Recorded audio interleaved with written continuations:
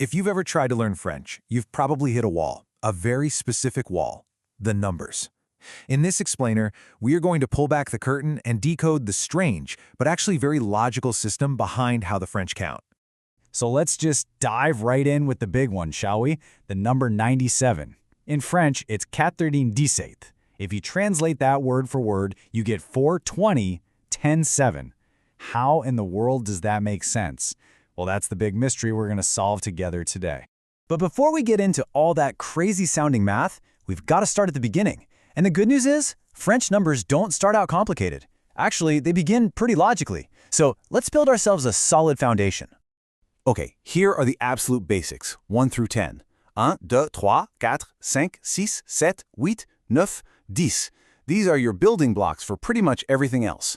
Seems perfectly straightforward so far, right? No surprises here? Now, just like in English with 11 and 12, the numbers in French from 11 up to 16 are their own unique thing. They don't really follow a pattern, so words like 11, 12, and 13, well, you just gotta memorize them. It's a small list, though. And then, right at 17, we get our first predictable pattern. And it's a beautifully simple one. You just take 10, which is 10, and you tack on the single digit. So 17 is 10-7, literally 10-7. Same for 18, 18, and 19, 19. It's just simple addition. Oh, and here's a quick but super important little rule. When you're combining a tens number with the number 1, you have to stick the word et, which just means and, in the middle. So 21 is 21, but for 22, it's just 22. This little and rule is a special treat just for the number 1. So this logical streak keeps on going with all the tens. As you can see, everything is nice and straightforward all the way up to 60. Each decade gets its own unique word, 10, 20, 30. You get the picture. We are still in very comfortable, very predictable territory. And this quote just nails the turning point perfectly. Up to 60, it's logical. Then French becomes dramatic. This is where the real fun begins. So you might want to buckle up. We are now officially entering that dramatic phase. Welcome to what we're calling French math. So what comes after 60, or 60? You'd think there would be a new word for 70, right? Nope. Instead, French just adds 10. 70 is 70, literally 60-10. The system is starting to build on itself. And this addition pattern just keeps right on going through the 70s. So to say 71, you don't build on 70, you go back to 60 and add 11.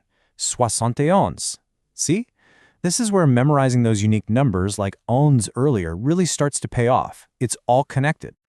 Okay, so if 70 was addition, get ready for 80, because now we're doing multiplication. The French word is 80, and it literally means 4 20s. This is a throwback to an old base 20 counting system that was used centuries ago. So the key here is 80 is 4 times 20. I know, it might feel a little chaotic, a mix of adding and multiplying, but I promise you there is a system here. So let's crack this code and see how it all clicks together and becomes, believe it or not, predictable. And this brings us to 90, which is kind of the final boss. It combines everything we've just learned. The word is 90. You start with 80, 80 are 420s, and then you just add 10, 10. So 90 is 420, 10. And our original mystery, 97, well, that's just 420, 10, 7. 97. And there it is. The code is cracked. So yeah, while it looks totally bizarre at first glance, it's not random at all. It's a completely consistent system, it's just built on a different kind of arithmetic. Once you get that 70 is 60 plus 10, 80 is 4 times 20, and 90 is 4 times 20 plus 10, the whole thing just clicks into place. All right, you've done it. You've wrestled with the logic of French counting and won. So now it's time to level up and take a look at ordinal numbers. You know, how to say first, second, third, and all that. First, a super quick definition. Cardinal numbers, like trois, they tell you how many. Ordinal numbers, like troisième, tell you which one in a line or a sequence. And trust me, the good news is the rules for ordinals are so much simpler. After all that math we just did, you're going to love this. The main rule is ridiculously easy. You just add the suffix em to the end of the number. Deux becomes dixième, trois becomes troisième. The only big exception you have to remember is first, which is its own word, premier.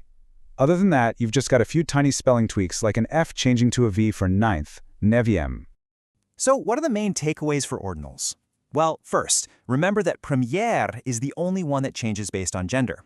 And second, while most of these numbers sound the same no matter what, when you're writing them, they have to agree with the noun. For example, you'd write la première page, the first page. And just like that, you have it. From simple 1, 2, 3 all the way to the mathematical masterpiece that is Quatre-Vingt-Dix set. What seemed like total chaos is actually a system with its own wild history and its own unique logic. You've officially cracked the code of French numbers. So the only question left is, what linguistic puzzle are you going to solve next?